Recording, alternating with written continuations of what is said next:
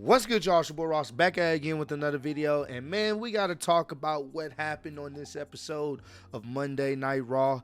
This episode in particular, in my opinion, felt like it should have been a go home episode, the go home show for Survivor Series this year, because this was great.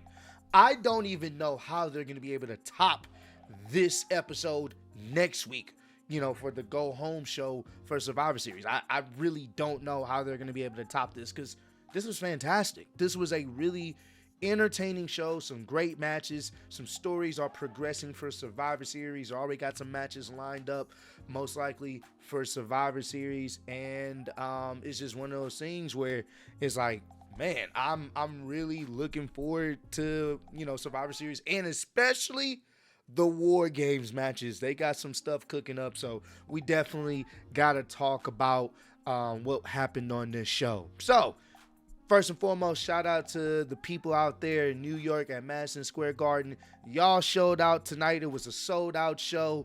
Obviously, this was going to be John Cena's last Monday Night Raw as an active competitor, so it made sense why so many people was going to show up. I mean, Green Shirt guy was there. I believe he was there last week as well. So, when Green Shirt guy is in attendance in the front row, that's how you know it's a show that you probably don't want to miss. It's going to be somewhat entertaining, and they showed out tonight. So shout out to the people out there in New York. You guys brought the energy the entire night. This was fantastic. So obviously, they start off the show with John Cena. Huge reaction from the crowd. His last time on Monday Night Raw, and he comes out there with the Intercontinental Championship, and the fans are just showing him love, saying thank you, Cena, and just showing him appreciation, which is dope to see.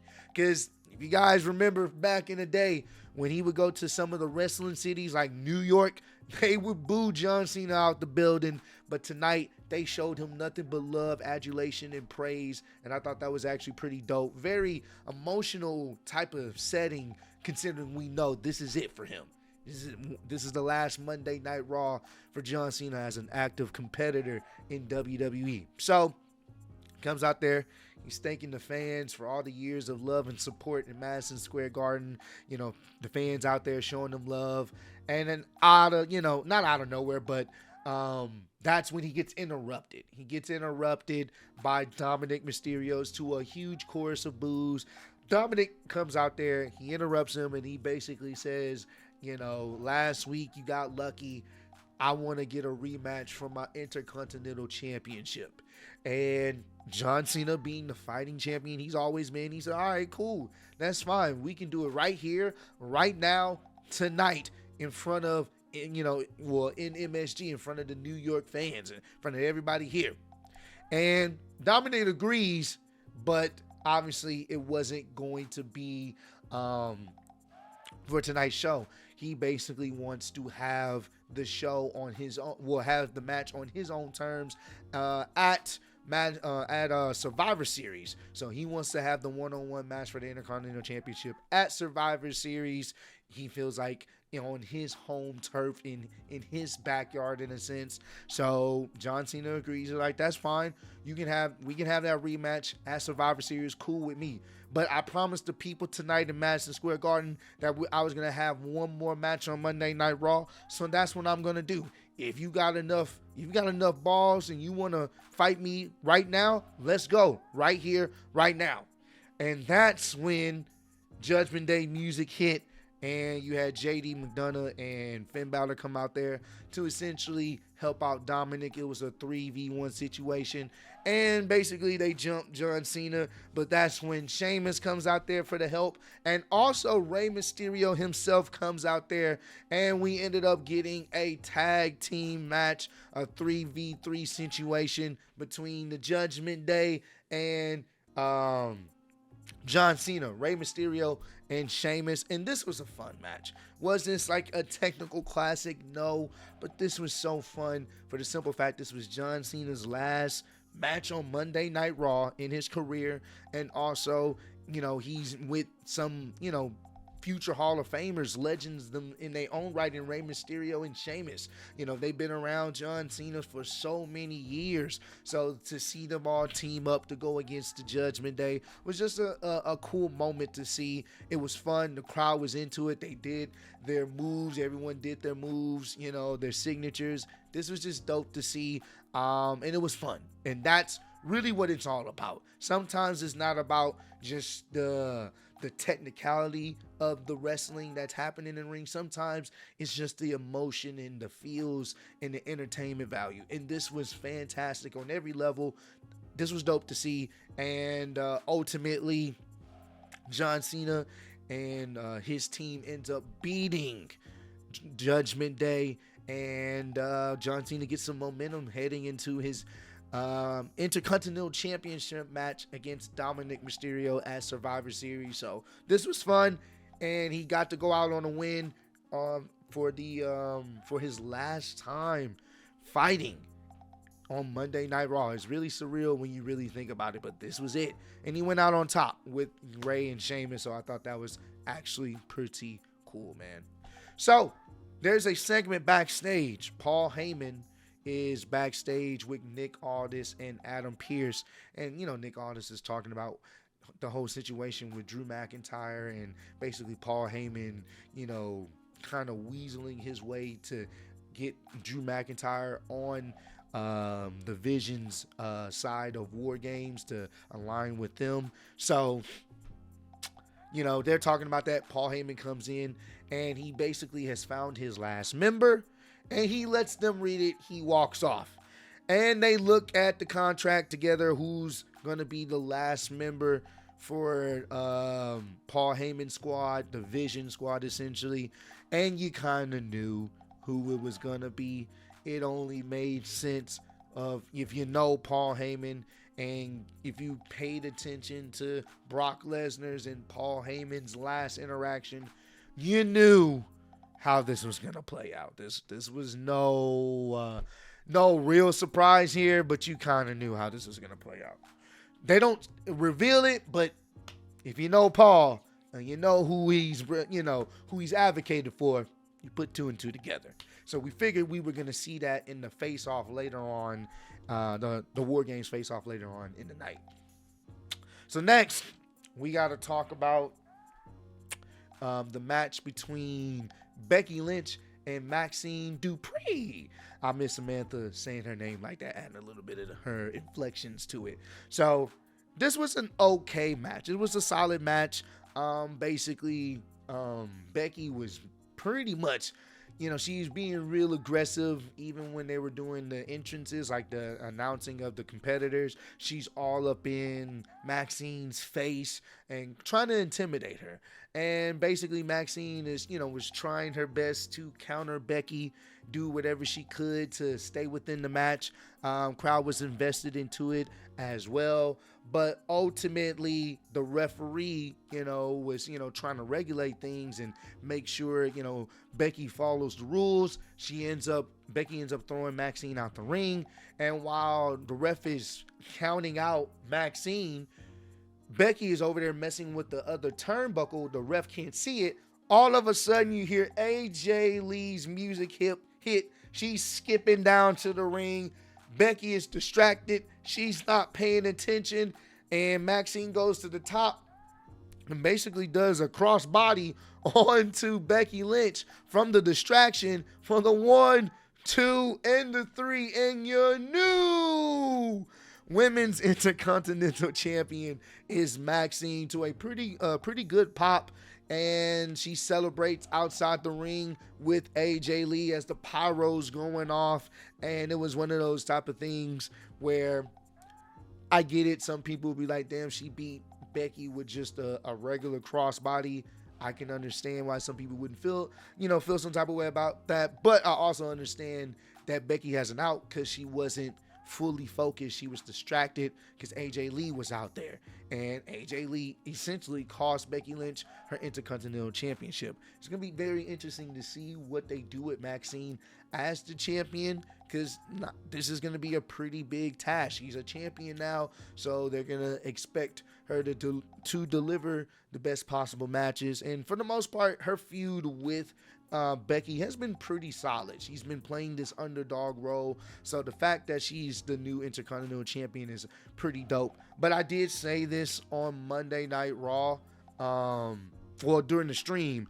I found this very interesting. Maxine has become the Women's Intercontinental Champion before Chad Gable has become the Men's Intercontinental Champion. It's actually kind of crazy when you think about that. But nevertheless, it's dope to see Maxine get this opportunity. I know she's been working her ass off to get better over the years, and she has a decent fan base, and people, truly gravitate towards her. So we'll see what she does. We'll see what type of competitors they're able to give her. I'm willing to give Maxine a chance and see what she can do as your new Women's Intercontinental Champion. Next, we got to talk about who was going to be Solo's opponent to see who advances into the John Cena retirement tournament. And as they're waiting for Solo's opponent to come out there, Dolph Ziggler's music hit to a huge pop. It was cool to see Dolph Ziggler out there, man. We know he has he's in TNA. TNA has a working relationship with WWE, so it was cool to see that. Got huge love from the Madison Square Garden crowd. It was dope to see Dolph Ziggler out there. Ultimately, he did not get the win. He had a beautiful zigzag for a very close 2 count. A lot of people thought it was over there, including me. But ultimately, he did not get the win. It only took one Samoan spike to put down Dolph Ziggler. But it was dope to see him out there. That was actually a pretty cool moment, just to see Dolph Ziggler back in a WWE ring in that capacity. So that was actually pretty tough. And we also got to talk about, obviously, the first round match in Gunther versus Javon. Now, this match was great. This was, in my opinion, match of the night. This was really, really entertaining. I expected it to be. I am still one of those people. I would have loved if they would have had Javon face somebody else to potentially give him a win, just to build up that underdog story. Like, maybe Javon can go really far in the tournament. That's my personal opinion, because I would have loved to seen him more on the weekly television shows. That way fans can really get to know him more as his character and just him as a wrestler.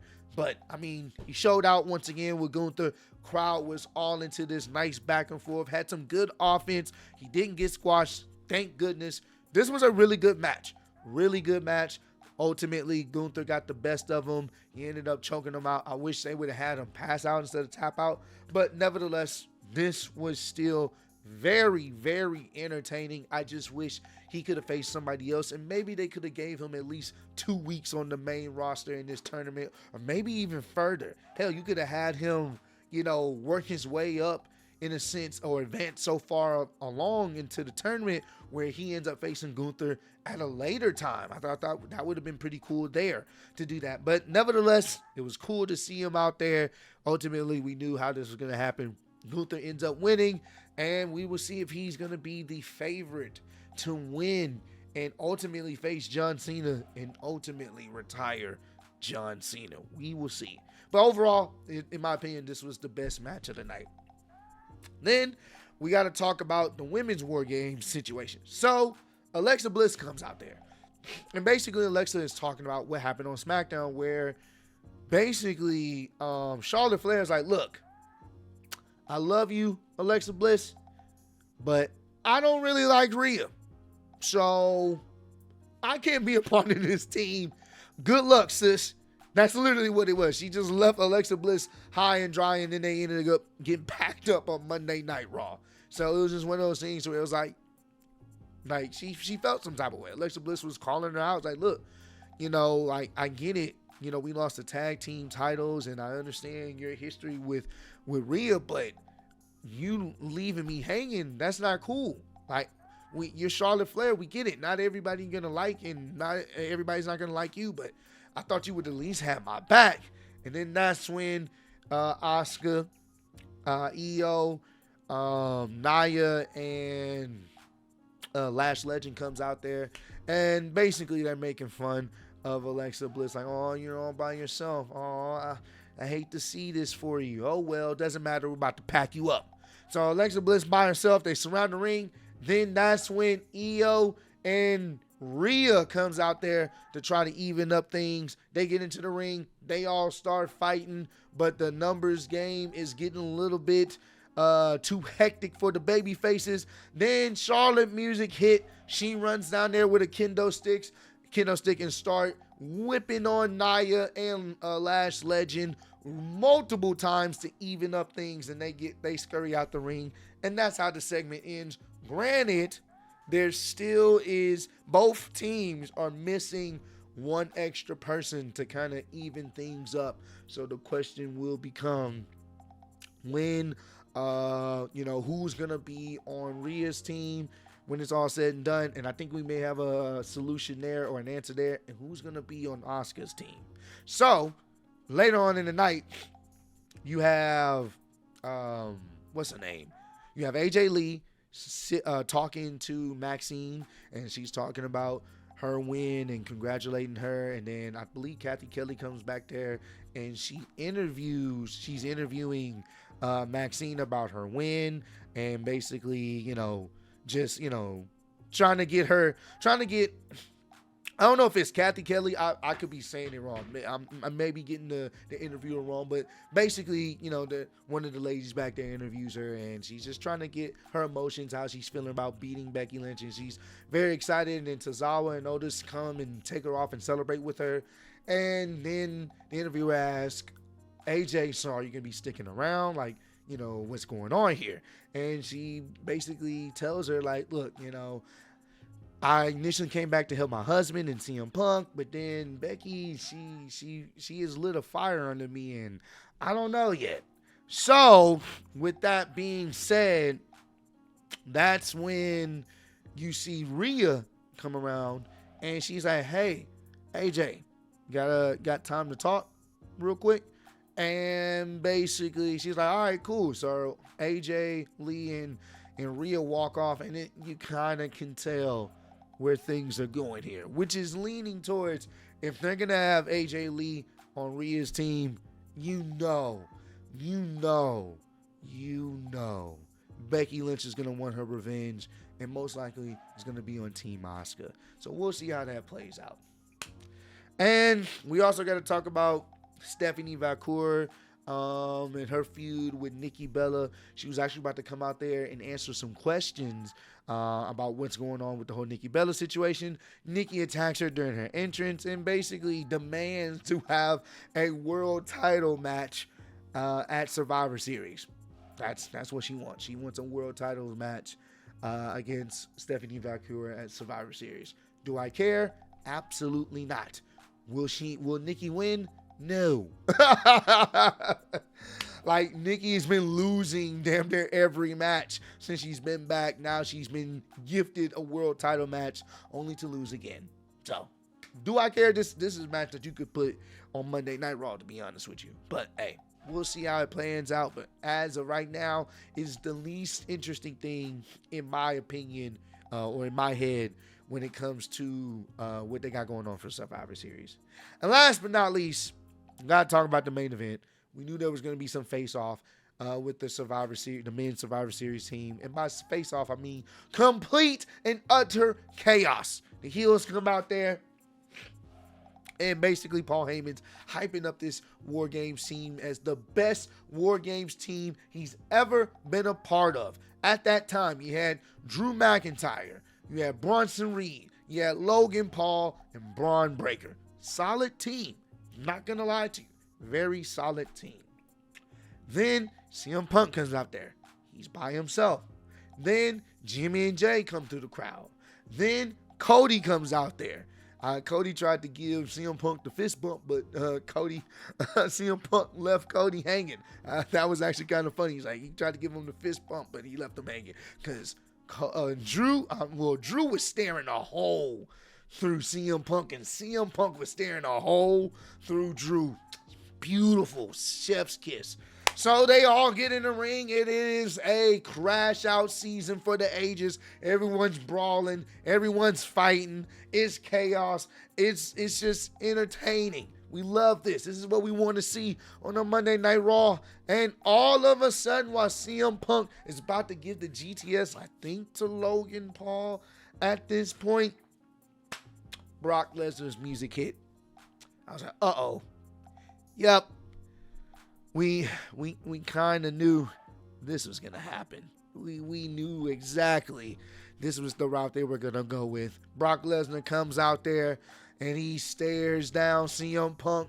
CM Punk tries to attack him as he's climbing through the ropes, and CM Punk goes on a ride. He ends up overhead suplexing him, just throwing him around like a rag doll. This is your world champion, by the way. Then Cody gets into the ring. We know they have their history, and pretty much Cody starts throwing the hands with Brock Lesnar. Guess what? Same thing happens. Cody gets tossed over Brock Lesnar's head and thrown around the ring, suplexed around the ring. Once again, that is your WWE champion, and your world heavyweight champion has gotten dispatched with ease. Straight ease. Packed him out the ring. At this point, I'm like, please, Roman, get off your yacht. We need you. And our prayers was answered. Because Roman music hit. Crowd goes crazy. He doesn't run to the ring like everyone else. No. He has too much fucking aura. He walks to the ring. Brock Lesnar, he's hyped. He's ready to go. He gets in the ring. We know their history. Roman Reigns, Brock Lesnar, they have a long historic history of matches together. Arch rivals, if you would say. And basically they go at it. Brock Lesnar runs at him. It looks like Roman runs the ropes and he jumps up and hits Brock with the Superman punch, knocks him out the ring. Then they have a whole bunch of like security officials to try to separate Brock and Roman Reigns. Brock is just smiling because he loves the chaos. He loves all of this confusion and utter violence. He's all for it.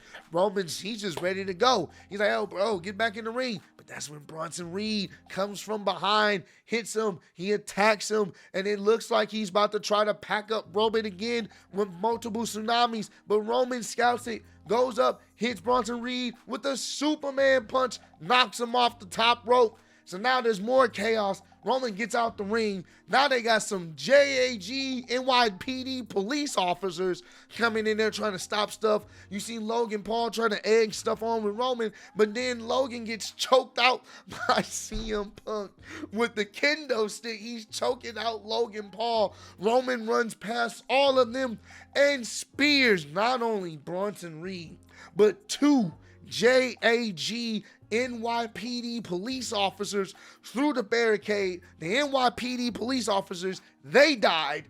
Bronson Reed, he died. And Roman was standing tall. This was entertaining as hell. I didn't want this part of the show to end. I wanted them to keep rolling. This was great.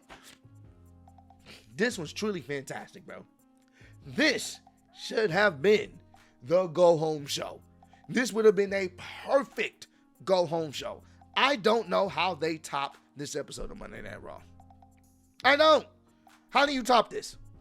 Somebody tell me how you're going to be able to top this. Could they? I hope so. This was fantastic. This is fantastic. I am truly hyped for the men's war games, because this men's war games, I ain't gonna hold you, this one on paper with everybody that's in it, oh yeah. And almost everybody has history with each other. Outside of like Jimmy, to be honest with you. Yeah, I want to say Jimmy probably has the least amount of history in regards to everybody else, but everybody has history with each other. Everyone, damn near. So this is going to be interesting to see, because I would really like to see maybe how Brock, because I'm envisioning a situation. Brock is just an unhinged individual that doesn't really like to follow orders in a sense. I can see a situation where Brock and Braun Breaker start to get into it with each other. I think that would be interesting to tell. you know, and it was going to be interesting to see how Brock Lesnar and Drew McIntyre interact with each other. This is going to be actually pretty entertaining. So I'm very interested to see, hell, even with CM Punk, Cody Rhodes, and Roman Reigns, how are they going to all get along with each other? It's gonna be interesting to see. But hey, this was a great episode of Monday Night Raw. Comment down below. Let me know what you rate this show on a scale of 1 to 10, man. But I appreciate all love, support you guys showing on the channel. Roll to 200K. Appreciate y'all kicking with me. See you on the next one. Peace.